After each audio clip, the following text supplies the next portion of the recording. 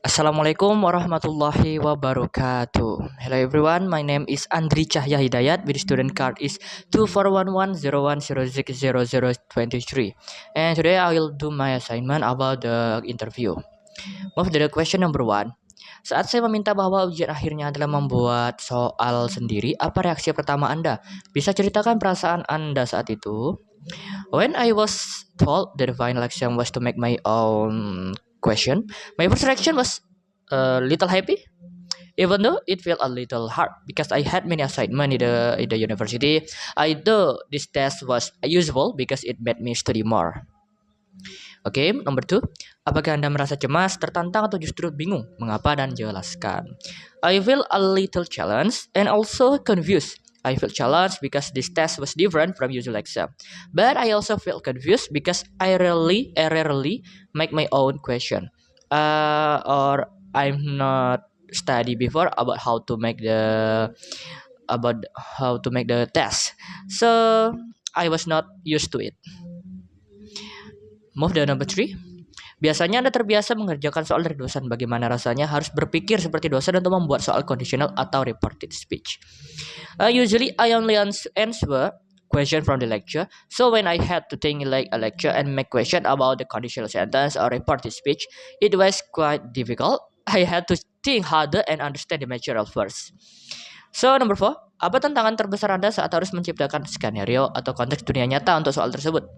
The biggest challenge is about how to make a real life situation for the question. I had to understand the context, the whole context, read more example, and think about the meaning of the sentence. Okay, I think just that. For the number 5, lihat soal conditional atau indirect speech yang Anda buat. Bisa ceritakan proses di balik layar saat Anda merumuskan soal dan kunci jawabannya. When I made the conditional or indirect speech question, I first think about the sentence in Indonesia. After that, I translate it into English by myself.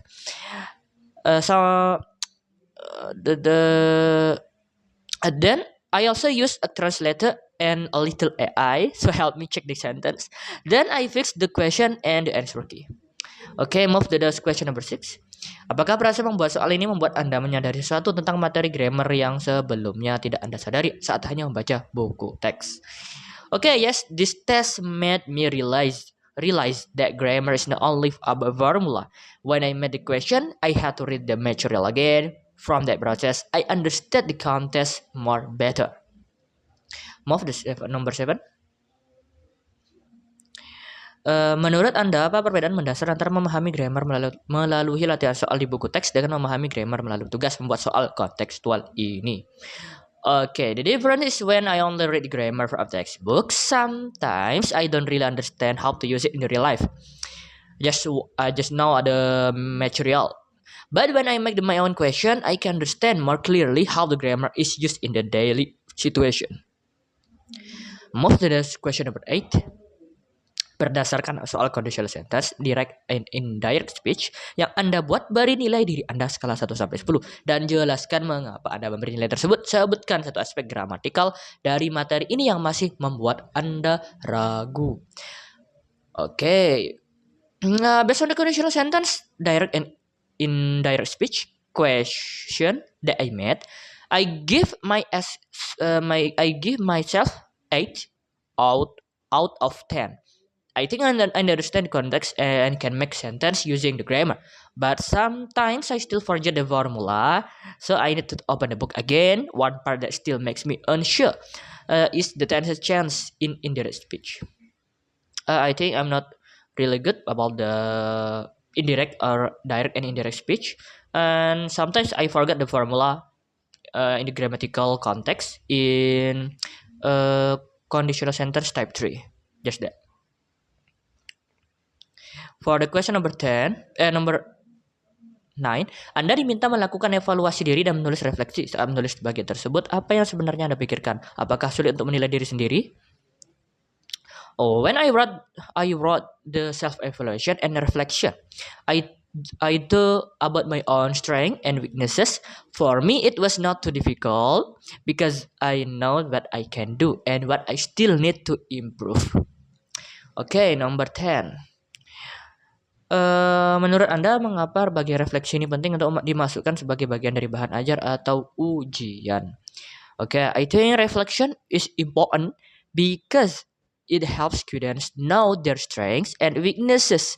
By doing reflection, students can improve themselves and do better in the next text or exam. Next, for the 11.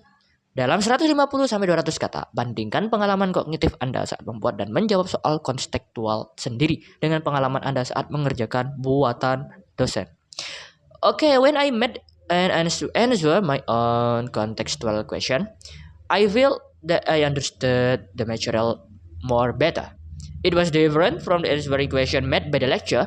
When I answer the question from the lecture, sometimes I only understand the material in general, but I don't really know how to use it in real life.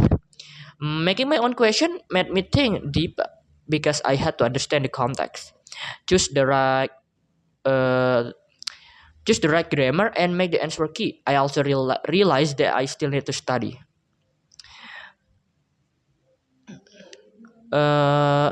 more independently, not only depend on assignment from the lecture. This test changed the way I see assignment for the lecture. This test changed the way I see grammar. Grammar is not only about memorizing formula, but also about how we use language to communicate clearly in the real life situation. Okay, just that from me. Thank you for attention. Assalamualaikum warahmatullahi wabarakatuh.